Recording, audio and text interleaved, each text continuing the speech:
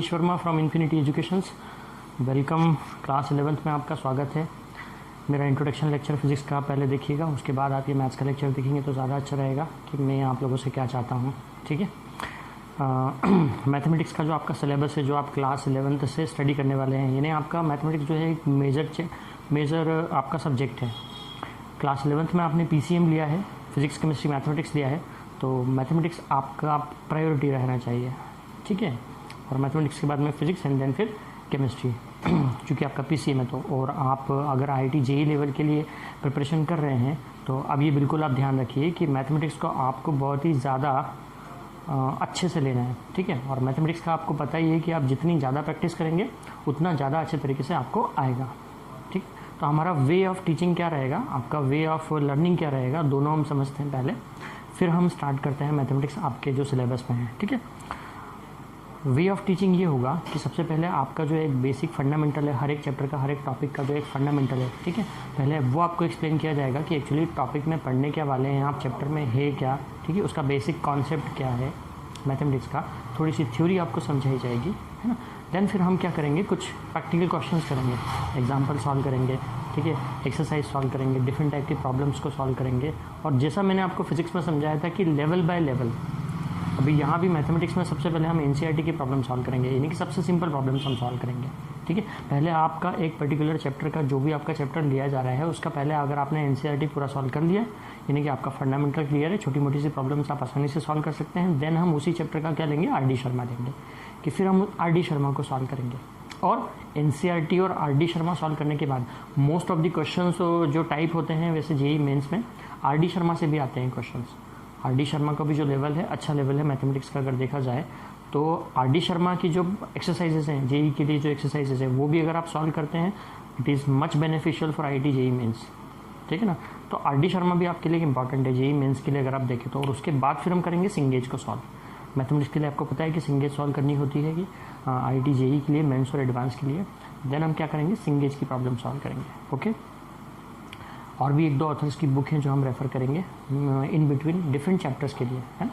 तो अभी सबसे पहले जो आपका मार्क्स डिस्ट्रीब्यूशन होता है, ठीक है, मार्क्स डिस्ट्रीब्यूशन भी मैटर करता है कि JEE में किस चैप्टर से कितने मार्क्स का कितने वेटेज होता है, और एक चैप्टर का वेटेज क्या है, चैप्टर वाइज वेटेज क्या है, वो उसकी पूरी शीट जो है हम आपको प्रोवाइड करेंगे। जब आपकी फिजिकल क्लासेस स्टार्ट हो जाएंगी तभी आपको हम प्रोवाइड करेंगे कि क्या होता है। चैप्टर बाय चैप्टर भी हम आपको बताते जाएंगे कि इसका वेटेज क्या होता है, पर्टिकुलर चैप्टर का वेटेज क्या है। ठीक है, तो आपके जो सिलेबस है क्लास 11th का मैथमेटिक्स का जो सिलेबस है, ओके, अब हम उसको स्टार्ट करते हैं। हाँ, अब एक चीज़ और कि आपका वे ऑफ लर्निंग क्या होना चाहिए। मैंने वही जैसे आपको फिजिक्स के लेक्चर में, फर्स्ट इंट्रोडक्शन लेक्चर में बताया था कि अगर हम 10 प्रॉब्लम सॉल्व कर रहे हैं, आपको बता रहे हैं सॉल्व करके, तो आपको 100 प्रॉब्लम सॉल्व करनी है उससे रिलेटेड। 100 प्लस कीजिए आप, लेकिन कम से कम 100 प्रॉब्लम को आप सॉल्व कीजिए। आपका डेली का टारगेट बनाइए जितना ज़्यादा से ज़्यादा आप प्रॉब्लम को सॉल्व कर पाएँ, है ना। मैथमेटिक्स के लिए, फिजिक्स के लिए, केमिस्ट्री के लिए आप पर्टिकुलर टाइम डिसाइड कीजिए इक्वली कि आपको इतनी देर मैथमेटिक्स पढ़ना है, इतना टाइम आपको फिजिक्स को देना है और इतना टाइम आपको केमिस्ट्री को देना है। ये टाइम डिसाइड करके रखिए आप। और जब तक आपका टॉपिक कंप्लीट नहीं हो जाता, जो आप करना चाहते हो, भाई सपोज आपने 2 घंटे का टाइम फिक्स किया है, लेकिन वो 2 घंटे में नहीं हुआ पूरा, ज़्यादा टाइम लग रहा है तो कंटिन्यू कीजिए। अगर आपका मन लग रहा है आप कंटिन्यू कीजिए, लेकिन अगर आपको ऐसा लग रहा है कि 2 घंटे बहुत ज़्यादा है, वो टॉपिक तो हो गया है कंप्लीट, पहले ही हो गया, दैट इट्स ओके। अगर वो 1 घंटे में भी हो जाता है तो कोई प्रॉब्लम नहीं है, कोई बात नहीं है। ठीक है, आप दूसरा सब्जेक्ट ले लीजिए, दूसरा टॉपिक ले लीजिए पढ़ने के लिए, है ना। वही मैंने कहा, सोशल मीडिया से दूर रहिए। सोशल डिस्टेंसिंग तो अभी फॉलो कर ही रहे हैं हम लोग, उसी के थ्रू फिर हम लाइव क्लास ले रहे हैं या वीडियो लेक्चर्स ले रहे हैं, है ना। सोशल मीडिया से दूर रहिए, यूट्यूब, फेसबुक, व्हाट्सएप, इंस्टा, ये सब अनइंस्टॉल कर दीजिए। अगर आपके फ़ोन में है तो आज से ही अनइंस्टॉल कर दीजिए और अपना फोकस यहाँ रखिए। जो आपको प्रॉब्लम है, अगर आपको कुछ समझ नहीं आता आप हमसे पूछिए, हम हैं सॉल्व करने के लिए। बुक्स हैं, बुक्स पढ़िए, बुक की प्रॉब्लम सॉल्व कीजिए, एक्सरसाइज सॉल्व कीजिए, सॉल्व एग्जाम्पल्स को देखिए पहले, वो कीजिए, फिर अनसॉल्व कीजिए, ट्राई कीजिए। ठीक है, हमारी हेल्प लीजिए। ओके, तो जो आपका फर्स्ट चैप्टर है, पहले मैं आपको बता देता हूँ कि आपका सिलेबस क्या है। जो मैथमेटिक्स का आपका सिलेबस है, मैंने कहा पहले हम NCERT की प्रॉब्लम ही सॉल्व करेंगे। शुरुआत है आज, है ना, बिल्कुल फंडामेंटल से स्टार्ट करते हैं। तो आपका जो फर्स्ट चैप्टर है वो है सेट्स। यहाँ आपका जो चैप्टर 1 है मैथमेटिक्स में वो है सेट्स पढ़ना है आपको। बहुत ही सिंपल सा चैप्टर है और एकदम नई चीज़ है आपके लिए। अभी तक आपने क्लास 10th तक जो पढ़ा है मैथमेटिक्स, ठीक है, उसमें कहीं भी इसका कुछ पोर्शन नहीं आया है, कोई जिक्र नहीं हुआ है। हाँ, आपने शायद क्लास 9 में भी सेट्स नहीं है, वैसे CBSE में नहीं होता है ना। तो यहाँ भी आपके मैथमेटिक्स में total there are 16 chapters in your syllabus. Class 11th के सिलेबस में आपके टोटल 16 चैप्टर्स हैं। अब इसमें कौन कौन सी ब्रांचेस है, क्योंकि मैथमेटिक्स में भी ब्रांचेस होती हैं, डिफरेंट ब्रांचेस होती हैं। मैथमेटिक्स में जैसे मैंने बताया फिजिक्स में सब ब्रांचेस हैं कई सारी, वैसे ही मैथमेटिक्स की भी कई सारी सब ब्रांचेस हैं। अलजेब्रा है, कैलकुलस है, ठीक है, ट्रिग्नोमेट्री है, ज्योमेट्री होती है, स्टैटिक्स है, ठीक है, कई सारी ब्रांचेस हैं। तो कुछ चैप्टर आपके अलजेब्रा वाले पोर्शन से हैं, ट्रिग्नोमेट्री भी है, स्टैटिक्स भी है, इसमें 2 चैप्टर आपके, और एक और क्या नाम बताया था मैंने आपको, कैलकुलस। यस, कैलकुलस का पार्ट भी है इसमें। तो 3-4 डिफरेंट ब्रांचेस इंक्लूड है आपके क्लास 11th के सिलेबस में। चैप्टर 1 मैंने जैसे बताया, आपका चैप्टर 1 क्या है, सेट्स हैं। तो चलिए सेट्स हम स्टार्ट कर ही देते हैं आज से कि सेट्स में क्या है। देखिए सर, सेट्स जैसे कि नाम में लिखा हुआ है सेट, तो सेट का मीनिंग क्या हुआ। जैसे अगर आप बोलते हैं एग्जांपल के लिए कि आपको टीचर ने कहा कि आपकी क्लास के सारे बॉयज़ के नाम लिख करके मुझे दीजिए, आपकी क्लास के सारे बॉयज़ के नाम लिख करके दीजिए। आप क्या करेंगे, आपकी क्लास में जितने भी बॉयज़ हैं आप एक लिस्ट बनाएंगे उन बॉयज़ की और अपने टीचर को दे देंगे कि सर ये रहे सारे नाम, ठीक है। या अगर आपके टीचर ने कहा कि आपके बैग में जितने भी पेन्स हैं उन सब की लिस्ट बना करके मुझे दीजिए, आप क्या करेंगे, आपके बैग में जितने भी पेन थे अलग अलग कंपनीज़ के, है ना, सारे कैटेगरीज़ के पेन थे, वो सारे लिस्ट बना करके आपने टीचर को दे दिए। तो ये जो कलेक्शन है ना सिमिलर टाइप के ऑब्जेक्ट्स का, सेम टाइप के ऑब्जेक्ट्स का, इसी कलेक्शन को हम क्या कहते हैं, सेट कहते हैं। सेट का मतलब क्या है, collection of object, well defined collection of object. Definition यही होती है सेट की कि set is a collection of well defined objects या एलिमेंट्स, ठीक है। तो आपको कहा था कि पेन्स का कलेक्शन, जैसे पेन का कलेक्शन, तो आप उसमें पेन ही रखेंगे, पेंसिल नहीं रखेंगे। अगर आपने पेन में पेंसिल भी ऐड कर दी तो उसको हम सेट नहीं कहेंगे। जैसे set of all boys of your class, yes this is a well defined set, है ना। ये set of all pens in your bag, ठीक है, ये भी एक वेल डिफाइंड कलेक्शन है। लेकिन अगर हमने कहा कि आपने कलेक्शन में, अगर आपसे कलेक्शन पूछा गया कि set of all mens in your city, set of all mens in your city, that will be an infinite set, क्योंकि सारे मेंस आपको पता नहीं है कौन कौन से हैं। That will be an infinite set. Set आप बना सकते हैं, ठीक है। तो सेट का मीनिंग क्या हुआ कि सिमिलर टाइप के ऑब्जेक्ट्स के कलेक्शन को आप क्या बोलोगे, सेट बोलोगे। सिमिलर टाइप के ऑब्जेक्ट्स का मतलब अगर आपसे कलेक्शन पूछा गया है, तो आपसे कलेक्शन पूछा गया है पेन का, तो आप उसमें कोई दूसरे ऑब्जेक्ट्स को ऐड नहीं करोगे। आपसे कलेक्शन पूछा गया, जैसे हम मैथमेटिक्स में आते हैं रियल नंबर्स का कलेक्शन, रियल नंबर का सेट, तो रियल नंबर के सेट में क्या होंगे, सारे रियल नंबर्स होंगे, वेल डिफाइंड, हमें पता है रियल नंबर्स क्या होते हैं। नेचुरल नंबर का सेट हमें पता होंगे नेचुरल नंबर्स क्या होते हैं, odd natural number, even natural number, positive natural number positive भी होते हैं, नेगेटिव नहीं होते हैं। पॉजिटिव इंटीजर का सेट, नेगेटिव इंटीजर का सेट, ठीक है। या कोई रेस्ट्रिक्शन दे दी कि set of all positive integers less than 10, है ना, तो इन सबको हम क्या कहेंगे, सेट कहेंगे। तो सेट क्या है, कलेक्शन है ऑब्जेक्ट्स का, क्या है, कलेक्शन है ऑब्जेक्ट्स का, उसी को हम क्या कहते हैं, सेट कहते हैं, ठीक है। डेफिनेशन आपकी इसमें लिखी हुई है। अब किसी भी सेट को, अब जो अभी हम मैथमेटिक्स पढ़ रहे हैं ना, ये थोड़ा सा थ्योरेटिकल मैथमेटिक्स है। थ्योरेटिकल मैथमेटिक्स है मतलब एक्चुअली अगर जो सही मायने में जो मैथमेटिक्स है ना वो यही है। आगे जाकर के अगर आप मैथमेटिक्स में मास्टर्स करते हैं ना, ग्रेजुएशन के बाद में, सपोज़ कभी आप मास्टर्स करने की इच्छा हुई आपकी मैथमेटिक्स में, एमएससी करने की इच्छा हुई या एमफिल या पीएचडी वगैरह करने की इच्छा हुई मैथमेटिक्स में, तो आप जानेंगे कि पूरा जो मैथमेटिक्स है एक्चुअली वो थ्योरेटिकल मैथमेटिक्स है। ये जो इक्वेशंस आप देखते हैं एक्स वाई जेड, ठीक है, ये सब कुछ है। ट्रिग्नोमेट्री आप देखते हैं, science theta, cos theta, tan theta, ठीक है ना, ये सब कुछ नहीं है, ये एक्चुअल मैथमेटिक्स अलग ही है, वो पूरा थ्योरेटिकल मैथमेटिक्स है। और उसका जो बेस है वही आप आज पढ़ने वाले हो, सेट थ्योरी, क्योंकि ये आपके बहुत काम में आने वाली है आगे का मैथमेटिक्स आप जो पढ़ोगे आफ्टर क्लास 12 ग्रेजुएशन लेवल पे। अगर आप इंजीनियरिंग करते हो तो भी आपको वहाँ पे मैथमेटिक्स पढ़ना है। अगर आप इंजीनियरिंग नहीं करते हो, आप कोई और डिग्री कोर्स करते हो, बीएससी वगैरह करते हो या बीसीए वगैरह करते हो, तो भी आपको मैथमेटिक्स पढ़ना है। यानी कि पीसीएम लेने के बाद 12th के बाद जो भी आप कोर्स करेंगे उसमें आपको मैथमेटिक्स पढ़ना ही है। एंड ये आपका फाउंडेशन क्रिएट करता है ये चैप्टर, इसीलिए 11th का फर्स्ट चैप्टर सेट रखा गया है। ठीक है, चलिए समझते हैं। सेट मैंने अभी आपको बताया कि एक सिमिलर टाइप के ऑब्जेक्ट के कलेक्शन को आप क्या कहते हो, सेट कहते हो। अगर आप उसमें डिफरेंट टाइप के ऑब्जेक्ट रखते हो तो फिर आपको उसको सेट नहीं बोल पाओगे, क्योंकि सेट की डेफिनेशन में आपने लिखा है कि वेल डिफाइंड कलेक्शन होना चाहिए, है। अब जैसे अगर मैंने आपको कह दिया कि set of all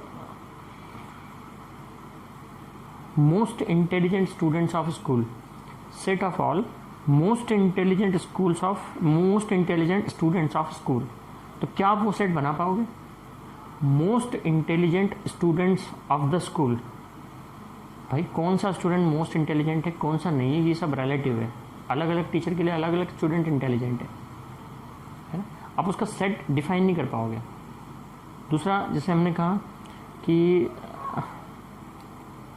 set of all best batsman of the world, set of all best batsman of the world, अलग अलग टाइम पे अलग अलग बेस्ट बैट्समैन हुए हैं, उसका सेट आप नहीं डिफाइन कर पाओगे, है ना। तो इसे हम डिफाइन नहीं कर सकते, इस कलेक्शन को हम डिफाइन नहीं कर सकते, तो ये सेट नहीं है।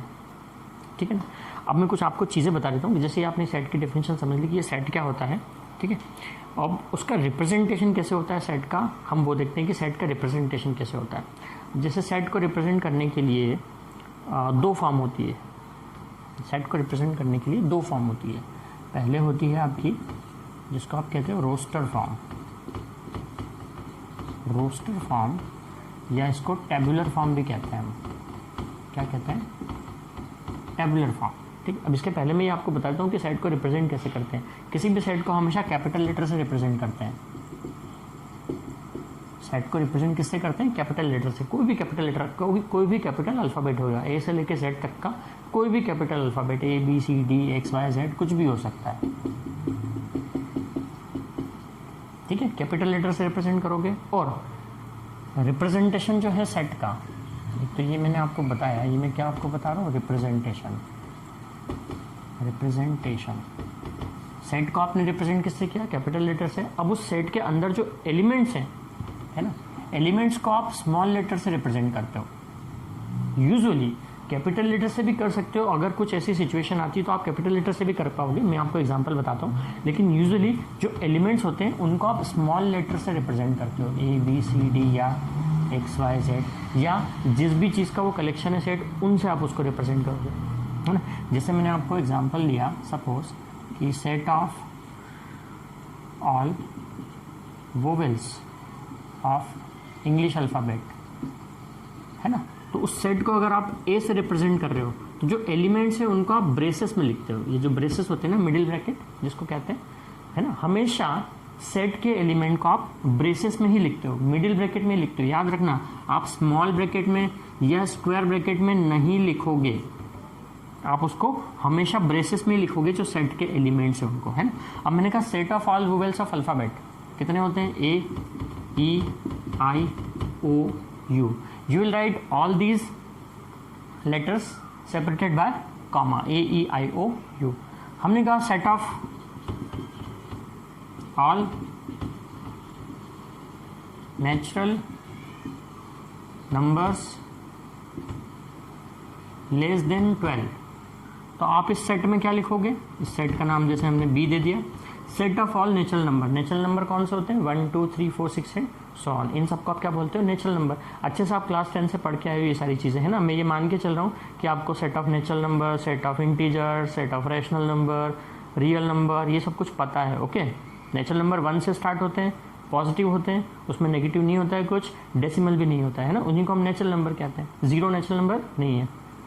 तो नेचुरल नंबर कहाँ से स्टार्ट होते हैं? 1 से 1 2 3 4 5 6 7 8 9 10 11, क्योंकि हमने क्या लिखा था? Set of all natural number less than 12। Less than और इक्वल टू 12 बोलते तो आप 12 भी लिख देते उसमें।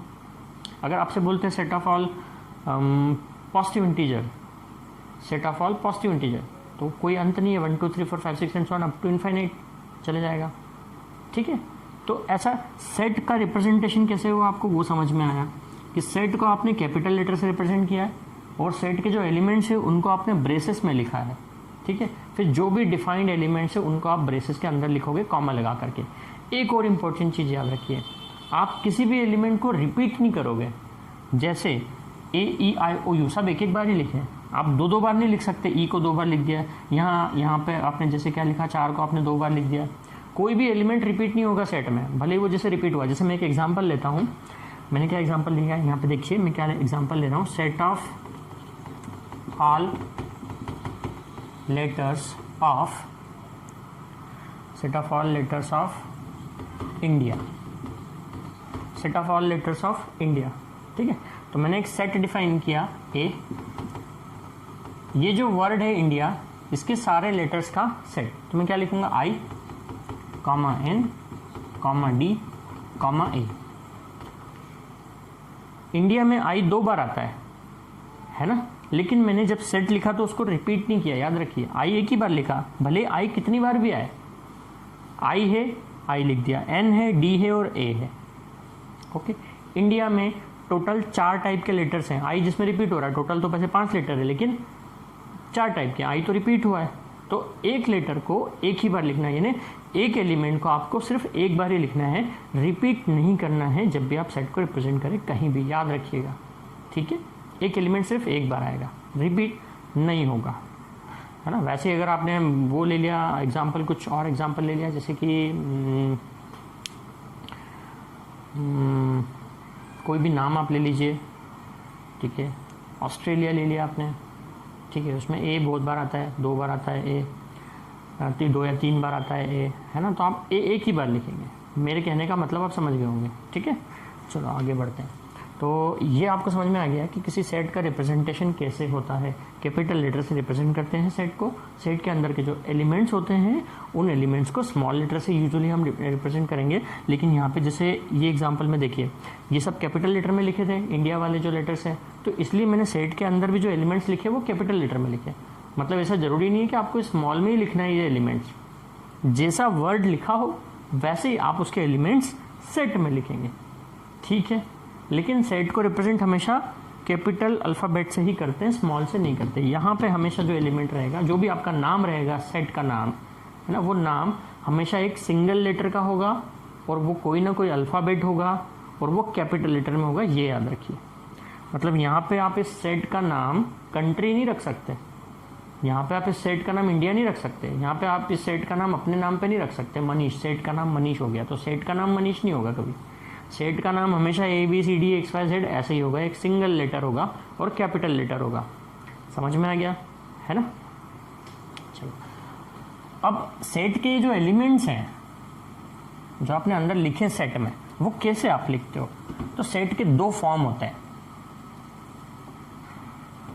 पहला होता है जिसको बोलते हैं रोस्टर फॉर्म या टेबुलर फॉर्म। रोस्टर फॉर्म या टेबुलर फॉर्म का एग्जांपल क्या है, जैसे मैंने कोई सेट लिखा है,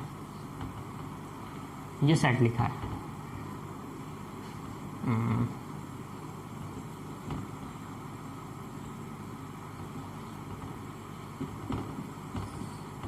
ये मैंने एक सेट लिखा है 1 4 9 16 25, ये एक सेट है। तो ये ऑलरेडी ये जो फॉर्म आपको दिख रही है ये कैसी फॉर्म है, रोस्टर फॉर्म है। अगर हमें उसको डिफाइन करना है तो हम क्या बोलेंगे कि ये सेट काय का है, ये सेट है नेचुरल नंबर्स के स्क्वायर का। और कहाँ तक के नेचुरल नंबर, 5 तक के। जैसे 1 का स्क्वायर 1, 2 का स्क्वायर 4, 3 का स्क्वायर 9, 4 का स्क्वायर 16, 5 का स्क्वायर 25। तो ये सेट क्या है, set of square of natural number less than 6। समझ में आया, ये क्या है, set of square of natural number less than 6। 1 से लेके 5 तक के जो नेचुरल नंबर है उनके स्क्वायर का सेट है ये। समझ में आया। तो ये जो फॉर्म आपको बोर्ड पर दिख रही है ये कैसी फॉर्म है, ये रोस्टर फॉर्म है या इसको बोलते हैं टेबुलर फॉर्म। अगर आपने वही लिखा था AEIOU तो ये भी कैसी फॉर्म है, रोस्टर फॉर्म है या टेबुलर फॉर्म है। अगर आपने लिखा है 0 और ऐसा लिखा suppose 2 4 6 8, set of even natural number है ना, या set of even positive integer है ये, लेस देन 10, 2 4 6 8। ये कैसी फॉर्म हो गई जिसमें आपको एलिमेंट्स दिए हुए रहेंगे, तो उस फॉर्म को आप क्या कहोगे, रोस्टर फॉर्म या टेबुलर फॉर्म, जिसमें एलिमेंट्स आपको गिवन है। दूसरी होती है set builder form. Second type जो है इसका वो होता है set builder form. Set builder form होता है जिसमें आपको सेट को बनाना होता है। सेट का जो फॉर्म होगा अंदर ऐसा लिखा हुआ रहेगा कि set A is the element of X where X is, जो भी कंडीशन दी हुई है, पॉजिटिव इंटीजर, ठीक है। तो अब ये कैसी फॉर्म है, सेट बिल्डर फॉर्म है। इस फॉर्म को आप क्या बोलोगे, सेट बिल्डर फॉर्म। या B is a set of elements X where X is vowel of English alphabet, ठीक है, this is set builder form. या C is a set of elements X where X is the letter of word England.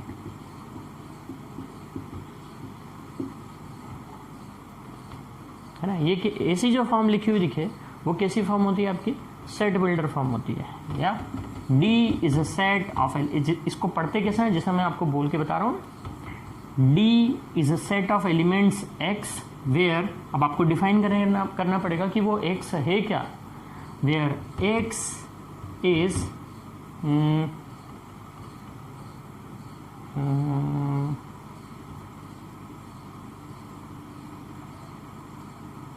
where X is a girl in your class। तो आप क्या करेंगे, अपनी class की girl का नाम है X, तो क्लास में जितनी भी गर्ल्स हैं उसका सेट हो गया। इसका मतलब ये क्या पढ़ रहे हैं, D is a set of elements X where X is a girl in your class, ठीक है। तो आपकी क्लास की जितनी गर्ल्स हैं उसका सेट हो गया D। C is a set of elements X where X is the letter of word England, England में जितने लेटर आ रहे हैं उसका कलेक्शन है, set C। B is a set of elements X where X is a vowel of English alphabet AEIOU, बन जाएगा set. तो ये जो फॉर्म्स आपको दिख रही है राइट हैंड साइड में, इसको आप क्या कहते हैं, सेट बिल्डर फॉर्म। ये जो फॉर्म्स आपको दिख रही हैं इन्हें आप क्या कहते हैं, रोस्टर फॉर्म। तो रोस्टर फॉर्म से बिल्डर फॉर्म में आप कन्वर्ट कर सकते हो, बिल्डर फॉर्म से रोस्टर फॉर्म में आप कन्वर्ट कर सकते हो अकॉर्डिंग टू योर प्रॉब्लम, है ना। ये इसमें कन्वर्ट हो सकता है और ये इसमें भी कन्वर्ट हो सकता है। अगर आपको ये दिया हुआ है लिखा हुआ, तो आप इसका सेट कैसे बनाएंगे, ए में कौन से एलिमेंट्स होंगे, क्या लिखा है, x is positive integer. X is positive integer means 1 2 3 4 and so on, इसका कोई अंत नहीं अप टू इनफाइनाइट, ठीक है। सेकंड क्या लिखा है, x is a vowel of English alphabet, ठीक है, मीन्स AEIOU, बी हो जाएगा AEIOU। C is the set of elements X where X is the letter of word England, तो C के एलिमेंट्स क्या हो जाएंगे, E N G L A, N आप लिख चुके हो, डबल से नहीं लिखना, मैंने आपको बताया। D, कोई भी एलिमेंट रिपीट नहीं होना चाहिए, ठीक है। D कौन सा सेट है, X is a girl in your class, जो भी आपकी गर्ल्स के नाम है वो भी आप कॉमा लगा के क्या करते जाओगे, लिखते जाओगे। तो आपको ये चीज़ समझ में आ गई कि रोस्टर फॉर्म क्या होती है और बिल्डर फॉर्म क्या होती है, सेट बिल्डर फॉर्म क्या होती है, ठीक है। सेट बिल्डर फॉर्म से रोस्टर फॉर्म में कन्वर्ट कर सकते हैं हम किसी भी सेट को, रोस्टर फॉर्म से सेट बिल्डर फॉर्म में हम कन्वर्ट कर सकते हैं किसी भी चीज़ को, ठीक है, अकॉर्डिंग टू योर प्रॉब्लम। समझ में आ गया आपको अच्छे से, ठीक है। इसके आगे का टॉपिक लेते हैं हम। अब कुछ जो रिप्रेजेंटेशन है, यानी कि पर्टिकुलर जो सेट्स होते हैं, है ना, उनको एक फिक्स लेटर से ही रिप्रेजेंट करते हैं। जैसे मैथमेटिक्स का हमने कहा कि n का मतलब क्या हो जाएगा, n का मीनिंग क्या है, set of all natural numbers, उसको आप हमेशा किससे रिप्रेजेंट करोगे मैथमेटिक्स में, n से रिप्रेजेंट करोगे। मतलब अगर कहीं n लिखा हुआ दिखा, इसका मतलब क्या है, वो set of all natural number है। नेचुरल नंबर मैंने क्या कहा, 1 से स्टार्ट होते हैं ना, 1 2 3 4 6 एंड सो ऑन। इसमें कहीं फ्रैक्शन नहीं होता है, कोई नेगेटिव साइन नहीं होता है, जीरो भी नेचुरल नंबर नहीं होता है। z का मतलब set of all integers. Integers किसको बोलते हैं आप, इंटीजर्स मतलब 1 2 3 4 6 एंड सो ऑन, माइनस में भी और प्लस में भी, +-1 +-2 +-3। इंटीजर्स में फ्रिक्शन नहीं आता है, जीरो इंक्लूड होता है इंटीजर्स में, ठीक है। R means set of all real numbers. Real numbers आपको पता है, हर एक नंबर क्या होता है, रियल नंबर होता है। Actually real number is the super set of all numbers, यानी हर एक नंबर जो नंबर लाइन पे है वो क्या है, रियल नंबर है। रियल नंबर होल नंबर में भी होता है, रियल नंबर फ्रैक्शन में भी होता है, ठीक है, डेसिमल भी होता है, सब कुछ होता है। Q क्या होता है आपका, set of all rational numbers. Rational number define होते हैं, आपने क्लास 9 10 में पढ़े हैं, P/Q के फॉर्म में जिनको आप लिख सकते हैं, ठीक है। Where Q is not equal to 0, जिस भी नंबर को आप P/Q के फॉर्म में लिख सको उसे आप क्या कहते हो, रैशनल नंबर कहते हो। वेयर डिनोमिनेटर 0 नहीं होना चाहिए, अदरवाइज वो अनडिफाइंड हो जाएगा। अगर ऐसा लिखा रहे Z+, इसका मतलब क्या है, set of all positive integers. Z+ लिखा है मतलब set of all positive integers. Z- लिखा हो मतलब set of all negative integers. R+ लिखा है यानी set of all positive real number. R- लिखा है यानी set of all negative real numbers. समझ में आया आपको, ठीक है। इसके बाद हम लेते हैं एक्चुअली कि सेट्स कितने टाइप के होते हैं। अब जैसे सेट्स हैं, आप सेट्स का मतलब समझ लिया आपने कि कलेक्शन है, कुछ एलिमेंट्स का कलेक्शन है और वेल डिफाइंड कलेक्शन है। अगर आपको बोर्ड पे से कुछ नोट करना रहे तो आप वीडियो को पॉज करके नोट कर सकते हो, ठीक है। वीडियो को पॉज करके, प्लेबैक करके, रिवर्स करके, फॉरवर्ड करके कर सकते हो आप वो चीज़, ठीक है। तो जो टाइप्स हैं सेट के, यहाँ मैं लिखता हूँ सेट के टाइप्स ऑफ सेट्स की कितने टाइप के सेट्स होते हैं उसे देखिए। फाइनाइट सेट, फाइनाइट सेट का मतलब क्या होगा, नंबर ऑफ एलिमेंट्स क्या है, फाइनाइट। मैंने अभी कई सारे जो एग्जांपल लिए थे उसमें क्या कई सारे सेट्स क्या थे, फाइनाइट सेट थे। जैसे set of all vowels, AEIOU 5 elements है उसमें हमने बता दिया।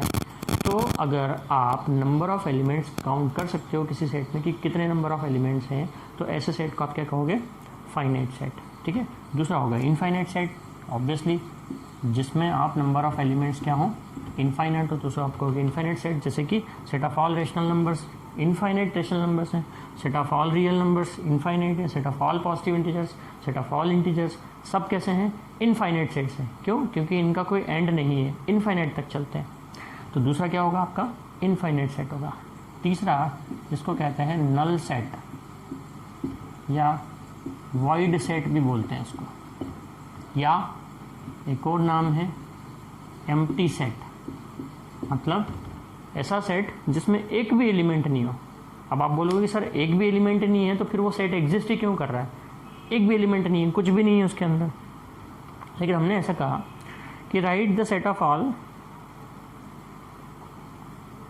Student who have marks 10 in maths test. मैंने क्या कहा, write the set of all students who have got mark 10 in the maths test. मतलब उन सारे स्टूडेंट्स का सेट बनाइए जिनको 10 मार्क्स मिले मैथ्स के टेस्ट में। देखिए मैथ्स का टेस्ट तो हुआ है, स्टूडेंट्स ने अपीयर भी किया है, लेकिन ऐसा कोई स्टूडेंट ही नहीं है जिसको 10 नंबर आए टेस्ट में। किसी को 12 आए हैं, 15 आए हैं, 50 भी आए हैं, किसी को 8 आए हैं, लेकिन 10 नहीं आए। तो आप क्या करेंगे, आपके उस सेट में एक भी एलिमेंट नहीं होगा, लेकिन सेट डिफाइन तो है ना कि टेस्ट हुआ है मैथ्स का, है ना, टेस्ट तो हुआ है मैथ्स का, लेकिन किसी को 10 नंबर नहीं आए। पर्टिकुलर आपका कंडीशन क्या था कि उन स्टूडेंट का सेट बनाइए जिनको मैथ्स के टेस्ट में 10 नंबर आए हैं, ठीक है। तो भाई एक भी स्टूडेंट ऐसा नहीं कि जिसको फिक्स 10 नंबर ही आए हैं। तो सेट तो डिफाइन है, लेकिन सेट में एक भी एलिमेंट नहीं है, तो सेट क्या होगा, एम्प्टी सेट होगा, खाली होगा। वॉइड सेट बोल सकते हो, उसको नल सेट बोल सकते हो। और नल सेट को स्पेसिफिकली फाई से रिप्रेजेंट करते हैं, ध्यान रखिएगा। किससे रिप्रेजेंट करते हैं, सिंबल मैंने बनाया फाई, जैसे थीटा होता है ना, वैसे एक सिंबल होता है फाई। फाई से रिप्रेजेंट करते हैं नल सेट को या एम्प्टी सेट को या वॉइड सेट कहते हैं, 3 नाम है इसके। तो आपको समझ में आया कि नल सेट का भी एग्जिस्टेंस होता है, मैंने आपको एग्जांपल दिया ना, ठीक है। अब अगर यही क्वेश्चन इस तरीके से होता है कि फाइंड द या right the set of all students who have got less than 10 marks, है ना, तो आप उन सारे स्टूडेंट्स का नाम लिखते हो उसमें जिनको 10 से कम नंबर आए हैं। शायद हो सकता है कि ऐसे स्टूडेंट होते तो आप नाम लिखते। अगर ऐसा भी कोई स्टूडेंट होता ही नहीं कि जिसको 10 से कम नंबर आए हैं, तो भी आपका सेट क्या होता, खाली होता, एम्प्टी सेट होता। लेकिन डिफाइंड तो होता ना, तो समझ में आया आपको कि एम्प्टी सेट भी एग्जिस्ट कर सकता है, ठीक है। ओके, तो 3 टाइप मैंने आपको बताया, जैसे कि फाइनाइट, इनफाइनाइट और वॉइड सेट या नल सेट बोलते हैं जिसको। और एक और टाइप का सेट होता है, यहाँ लिखता हूँ मैं, जिसको कहते हैं सिंगलटन सेट। सिंगलटन सेट का मतलब है ऐसा सेट जिसमें सिर्फ क्या हो, एक ही एलिमेंट हो, सिंगल एलिमेंट हो, तो उस सेट को आप क्या कहोगे, सिंगलटन सेट कहोगे, ठीक है। यानी कि जैसे अगर आपकी ऐसा पूछा जाए कि write the set of all students whose name starts with letter Z, मतलब उन सारे स्टूडेंट का सेट बनाइए जिनका नाम Z से शुरू होता है, जिनका नाम Z से स्टार्ट होता है। तो भाई ऐसा Z से शुरू होने वाला नाम बहुत ही कम होते हैं, मतलब शायद ही कोई ऐसे नाम होंगे जो आपने देखे होंगे कि वो Z से स्टार्ट हो रहे हैं। तो हो सकता है कि आपकी पूरी क्लास में सिर्फ एक ही स्टूडेंट ऐसा हो जिसका नाम Z से शुरू होता हो, तो उस सेट में क्या होगा, सिर्फ एक ही एलिमेंट होगा, जैसे कि जिब्रान एक नाम होता है, Jibran.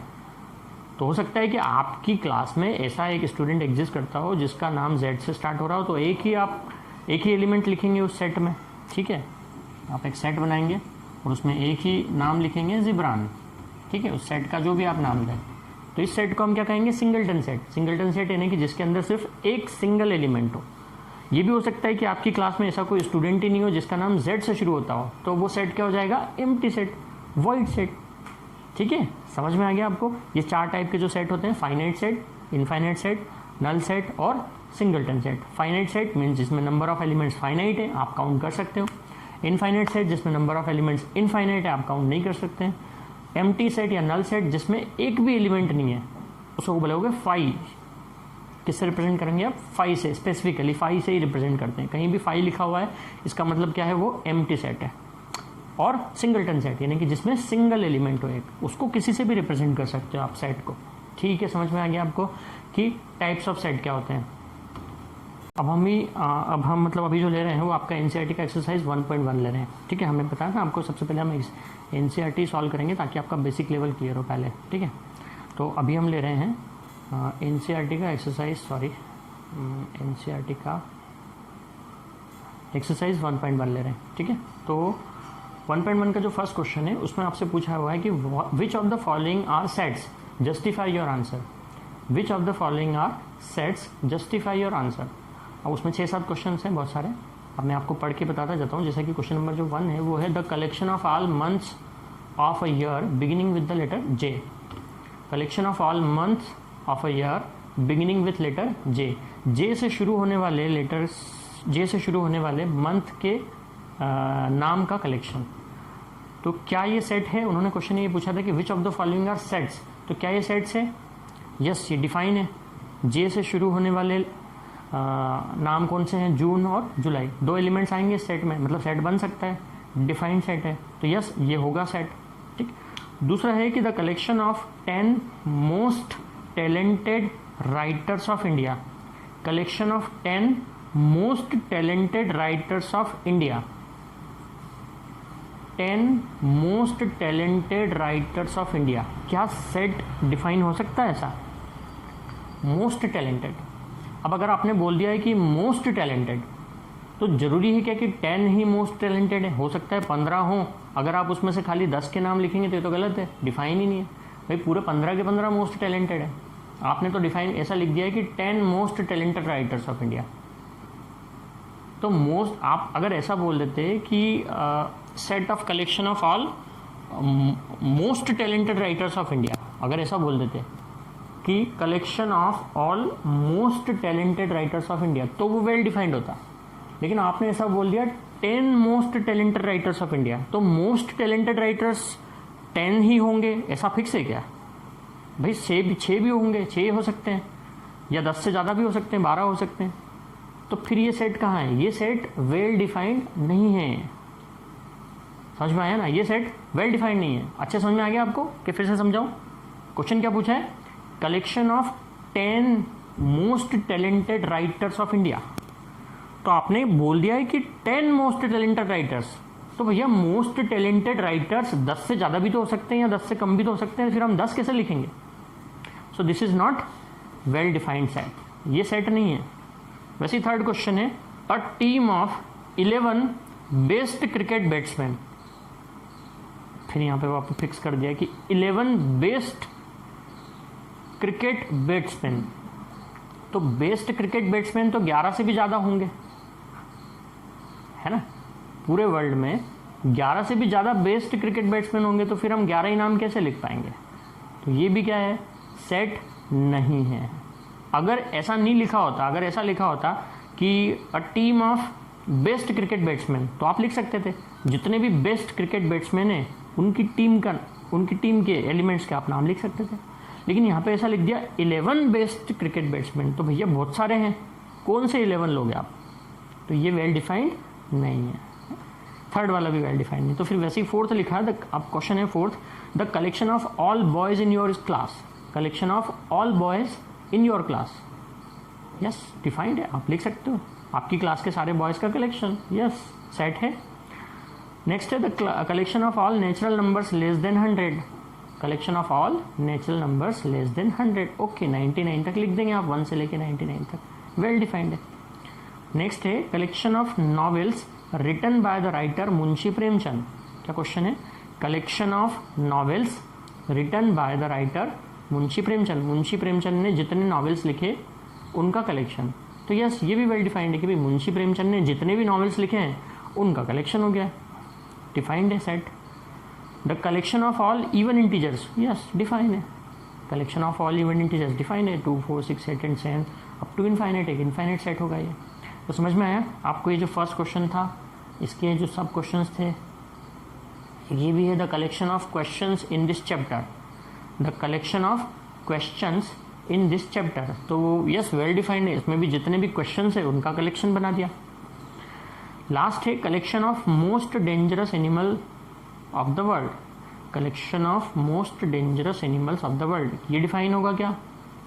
Most dangerous animals of the world. अगर आपको पता है कि मोस्ट डेंजरस एनिमल्स कौन कौन से हैं, क्योंकि कई सारी जो क्रिएचर्स है वो भी तो अभी तक क्या है, अनजान है, हम उनसे पता ही नहीं है हमें, तो हम ये बता ही नहीं सकते कि वो मोस्ट डेंजरस होंगे कि नहीं होंगे, तो मेरे ख्याल से उसकी सेट नहीं होना चाहिए। कि कलेक्शन जो इसका क्वेश्चन है आपके 1.1 का, उसके लिए मैं आपको कुछ सिंबल लिख करके बताता हूँ कि उन सिंबल का मीनिंग क्या होता है। जैसे कुछ सिंबल्स यूज़ होंगे, से सिंबल है, ये आपको ई के जैसा दिख रहा है लेकिन इसको ई नहीं पढ़ना है, ठीक है? ये सिंबल ई नहीं है, ग्रीक लेटर है ये, जिसको कहते हैं एप्सिलॉन। इस सिंबल को कहते हैं, इस सिंबल का नाम है एप्सिलॉन। जैसे भी अल्फ़ा बीटा आपने देखे ना, सिग्मा देखा आपने, अल्फ़ा बीटा, रो भी देखा है, फिजिक्स पढ़ा है क्लास 10th में, तो ठीक है, सिग्मा भी देखा है, अल्फ़ा बीटा भी देखा होगा। वैसे ये ग्रीक लेटर है जो ई के जैसा दिखता है, जिसका नाम होता है एप्सिलॉन। लेकिन यहाँ पे मैथमेटिक्स में इसको आप पढ़ते हैं बिलोंग्स टू। आप क्या पढ़ेंगे इसको? Belongs to. इस लेटर का मतलब होगा, इस सिंबल का मतलब होगा बिलोंग्स टू। और अगर ये सिंबल ऐसे कटा हुआ है तो इसका मतलब होता है does not belongs to, does not belongs to, ठीक है, एप्सिलॉन। लेकिन आप इसको एप्सिलॉन नहीं बोलेंगे, मैथमेटिक्स में इसका मीनिंग क्या है? Belongs to. और इसे क्या बोलेंगे आप? Does not belongs to. एक सिंबल और होता है उल्टा ए बना हुआ, उल्टा ए बना हुआ है, ठीक है? जैसे इंग्लिश अल्फ़ाबेट में जो आप कैपिटल ए बनाते हैं, उल्टा बना हुआ है ए, इसका मीनिंग होता है फॉर ऑल। इस लेटर को क्या पढ़ते हैं आप? फॉर ऑल या फॉर एवरी, फॉर ऑल या फॉर एवरी। तो सेट थ्योरी में इन दो सिंबल्स का जो मीनिंग है वो मैंने आपको समझाया। जैसे अब मैं इसको एग्जांपल के तौर पे ऐसा लूँ, तो हम इसको ऐसा लिखते हैं, सपोज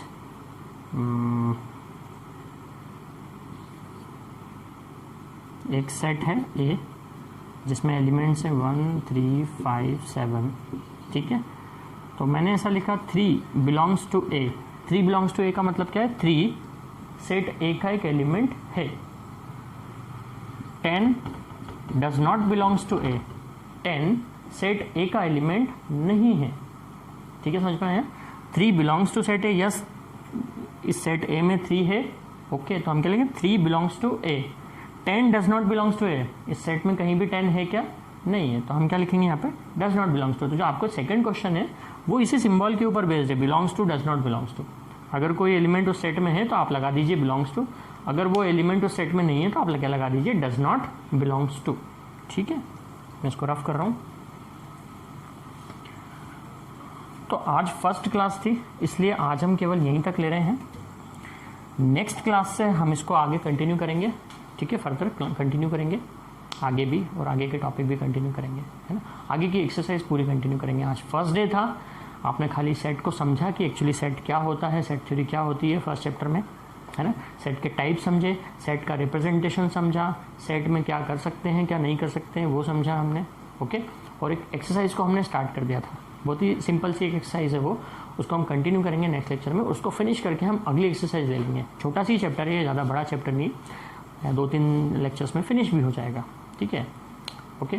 और ज़्यादा मार्क्स भी ये कवर नहीं करता है, जेई में या आपके जो स्कूल एग्जामिनेशन होती है उसमें भी ये चैप्टर ज़्यादा मार्क्स कवर नहीं करता है, ठीक है। बट एक इम्पॉर्टेंट चैप्टर है आगे के मैथमेटिक्स को समझने के लिए। इस जो चैप्टर है, ये जो सेट चैप्टर है, इससे रिलेटेड जो, यानी कि इससे जो कनेक्टेड टॉपिक अब आएंगे तो वो आएंगे रिलेशंस एंड फंक्शंस आएंगे, ठीक है ना। तो रिलेशन और फंक्शन को समझने के लिए सेट को समझना बहुत ज़्यादा ज़रूरी है, ओके। तो इसको इतना इजीली भी हमें नहीं लेना है, पढ़ना बहुत अच्छे से, इसको बहुत ही कंसंट्रेट होकर और बहुत ही डीपली जा करके पढ़ना है ना। तो नेक्स्ट लेक्चर से इसको कंटिन्यू करते हैं, ओके, थैंक्स।